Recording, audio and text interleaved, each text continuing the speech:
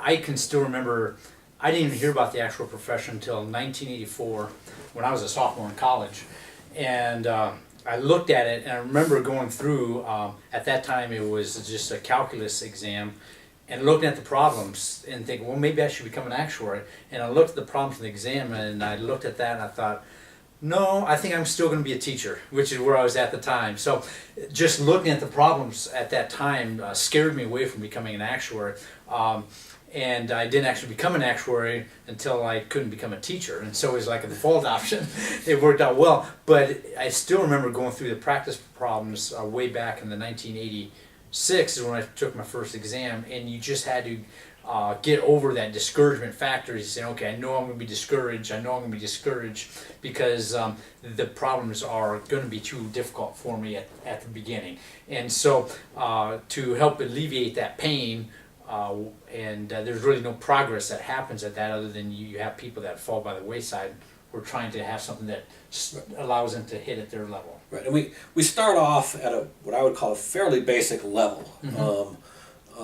I know a lot of students are sort of chomping at the bit. They want to get to those hard level questions. Right. But that's not the best way to prep for the exam. Mm-hmm. You need to work into those mm-hmm. advanced questions. And so we start students at what we call level 2, which is a fairly routine question. Sure. And then depending on how well they do at that, they could rapidly move up to the exam level, or they can more gradually move up depending upon how they actually perform on the easier exams. Right. Again, the goal is to keep them in that zone where the most learning occurs. Mm-hmm. You know, all the pedagogical theory says you learn best when you're addressing questions that are at or maybe just slightly above where you're currently mm-hmm. at, not huge leaps mm-hmm. and bounds above. Right. And so we're trying to actually encourage students to stay in that sort of ideal zone and not try to sort of leap ahead. Sure. That's their, they want to, of course, take one exam and be ready. Well, yeah. It doesn't work that way in actuarial exams. Right. And we want them to realize that this is a sequential, very effective method. Mm-hmm. And if you follow the process, your chances mm-hmm. of passing are very high. Right. Yeah. There are a lot of things that people are trying to promote that are quick fixes, and just want to let you know this is not one of them.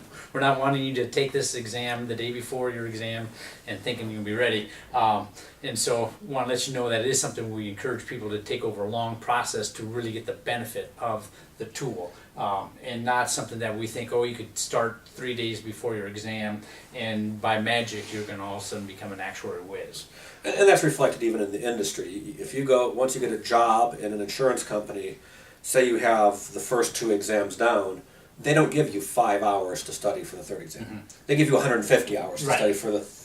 So there's an acknowledgement by the industry that these are not things that you do mm-hmm. overnight. Right. And anybody who offers you a quick fix, it ultimately may be your detriment because, yeah, it gets you to the exam quicker, but if you don't pass it, right. you're back taking it again. Mm-hmm. And that's a $175 registration fee you've just yeah. lost. Yeah. So I think long term you actually have to spend less hours doing it through ADAPT mm-hmm. because you only have to do it once. Mm-hmm.